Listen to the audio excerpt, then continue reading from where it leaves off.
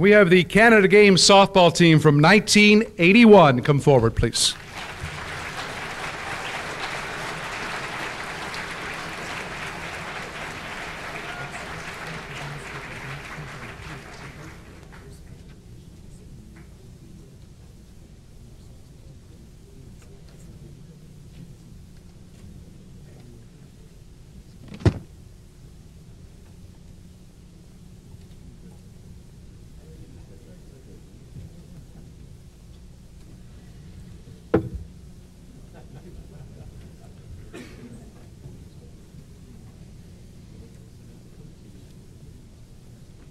All right, folks, here we go.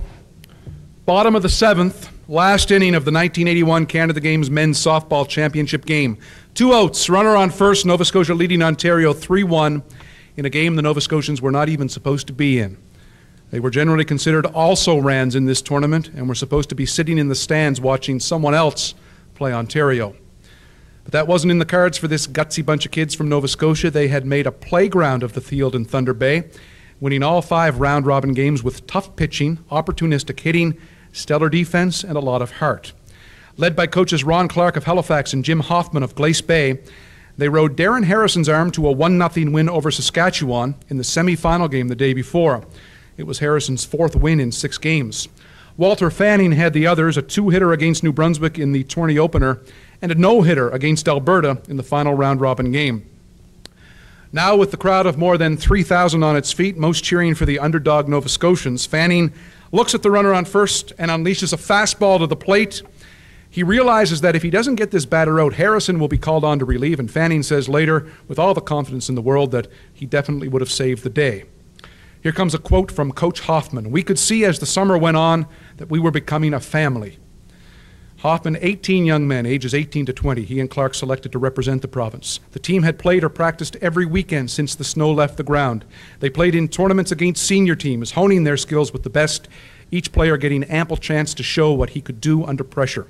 The team had played in New Brunswick against other Atlantic Canadian teams and had done very well. They played against senior powerhouse and regular national contender Brookfield Elks, inducted to this Hall of Fame in 1988, for winning the 1980 Canadian Senior Men's title. "We beat them in a 1-run game, and that boosted our confidence," recalls second baseman Craig Kavicki. "The coaches always tried to make us believe that we could be very successful," says third baseman outfielder Jeff Whitman. "They worked hard, were fair, and quickly earned our respect because of their work ethic." But the team didn't really know what to expect in Thunder Bay. They started with that win over New Brunswick, won a 20-inning 1-0 marathon against BC, rode Harrison's 2-hitter to a 2-0 win over Manitoba, and scored 4 runs late to beat Newfoundland 6-3. Then came Fanning's no-hitter against Alberta. "Our expectation was to be competitive," says Kavicki. He laughs and then he says, "We just didn't want to embarrass ourselves or the province." Whitman says, "After the semifinal, the coaches made us realize how close we were to the gold, and we knew we could win it all. We always believed in ourselves." Kavicki recalls Clark's fire before that last game. He says, "He always was spirited, and Jimmy Hoffman had the ability to calm us down if we got too high. He wouldn't let us go over the edge, but Ron told us before the game we were capable of winning." CBC was supposed to televise that final game, but a strike negated that.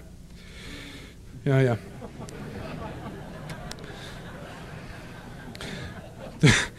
The friends and families back home wanted to see the game, but it wasn't meant to be. The team was harmonious, however. No one complained about lack of playing time. The guys on the bench who saw less action than others were always cheering and supporting.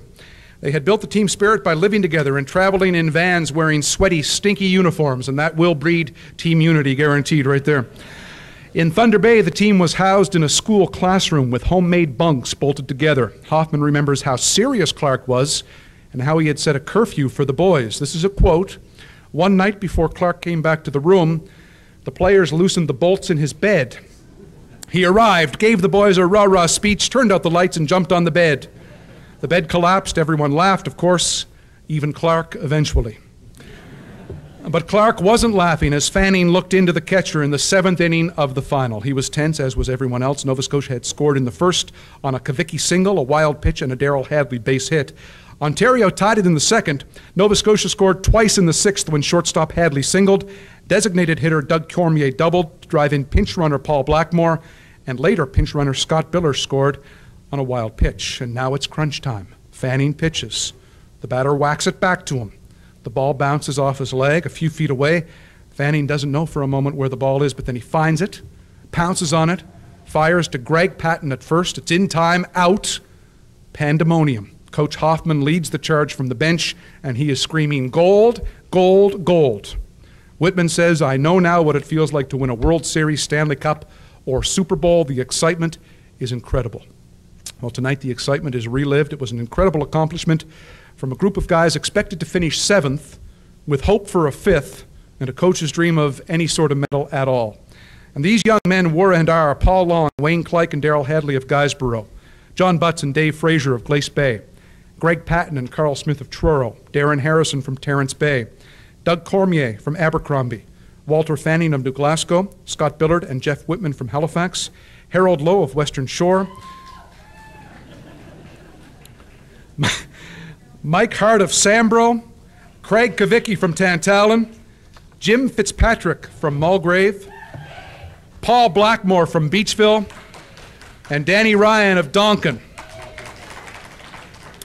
They were led by coaches Ron Clark of Halifax and Jim Hoffman of Glace Bay, and they lived the ultimate dream. It was a long spring and summer of practices and games, followed by a 7-game run to a national title. And here they are, the 1981 Canada Games softball team and new members to the Sport Hall of Fame.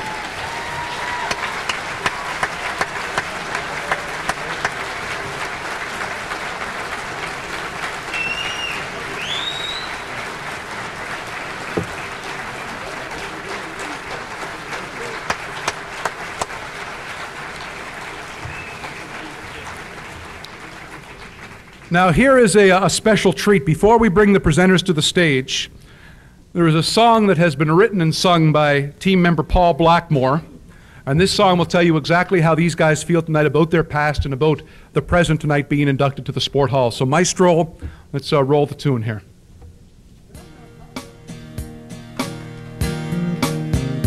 As the seasons go by, can't get out of our minds that great summer of '81. Those young 20 guys on the diamonds, you'll find them with bases and faces of fun, playing the game we love, telling sent from above the tales to be told of how we won the gold. We remember we were pretty loud that day. We were pretty loud that day. Nobody was seated, 'cause we were undefeated at the Canada Games.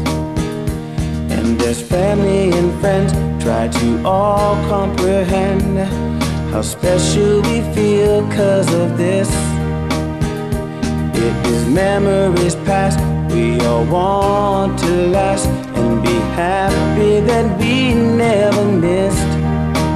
So many times it seems it takes a winning team to share something inside which attaches our life. We remember we were pretty loud that day. We were pretty loud that day. Nobody was seated, 'cause we were undefeated at the Canada Game. We were pretty loud that day. We were pretty loud that day. Nobody was seated, 'cause we were undefeated at the Canada Game. The people rise and shout in Nova Scotia, Nova, Nova, Nova, Nova, Nova Scotia. The people rising, shouting Nova Scotia, Nova, Nova, Nova, Nova, Nova Scotia.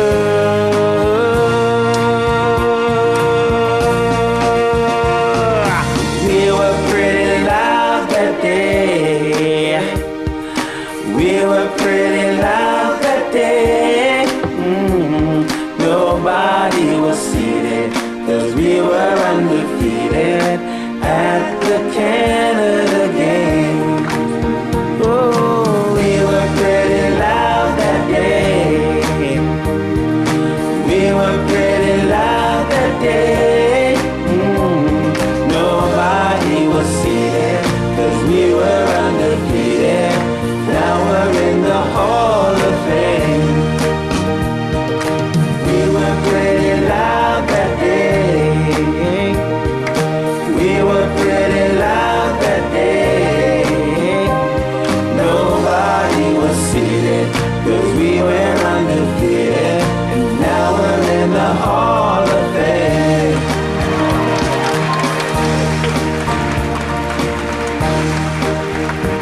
Hey, Paul, step forward and...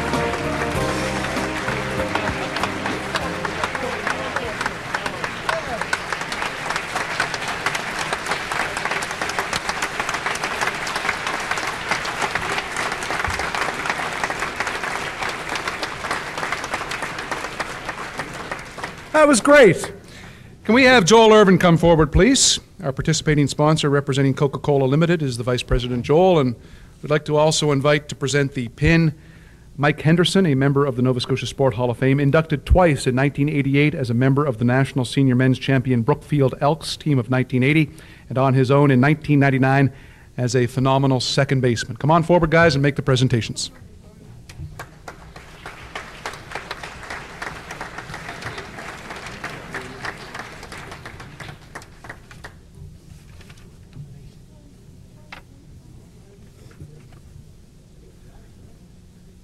Guys, when we finish here, don't leave the stage, okay? Because as the final inductees, we'll bring everybody back up for a nice photo opportunity here.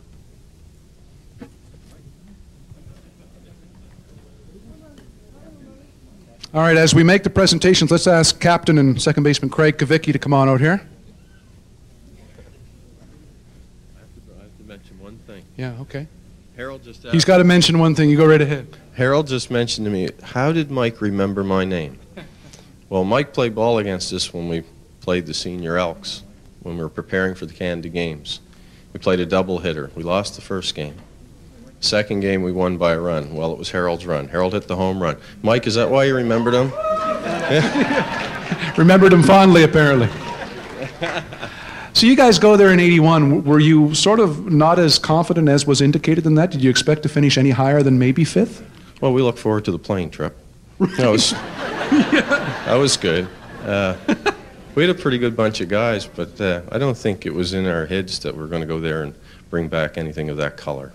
But as I was talking to some teammates before we came in tonight, there's one thing I always remembered, and I was thinking there's something wrong with me, but there's a couple other guys did too, and it was the first inning of the first game. It wasn't the winning game, the gold medal game, but the first inning, we won the flip. We were home team, so we went to the field. Well, as I recall, Walter had a hard time finding the plate. Butsy had a hard time catching the ball. We were a mess. We were down a few runs right off the bat. So we went in, we finally got 3 outs, and we got the bat. We scored some runs, and we said, hey, this isn't all that bad.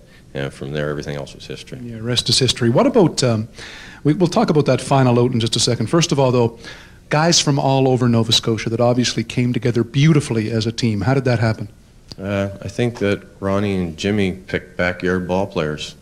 We all kicked the grass at home, tore up the lawns in our dad's yards, and we loved the game. That's why we all came together, and they picked it right.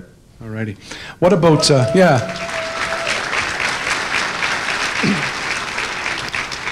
Just as a final question, that final out, can you articulate what it is like when you see the ball go from pitcher to first base and you know that it's gold medal time?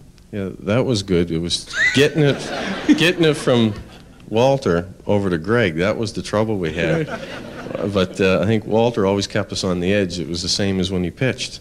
It was in the turf until the umpire called a strike, and that's where he left it the rest of the game. So I know when he kicked it the first time, it wasn't over yet. He was going to pick it up and throw it, and he did. And I remember Jimmy Hoffman coming out with his arms up in there, and that's when I realized that was the third out. Is this a pretty special night for you guys all together up here? Yes, we were together in August for a reunion and back together again, and it's very special, all of us. Yeah, we all agree. Thrilled to see you. Canada Games 81, folks. Stay right here, fellas.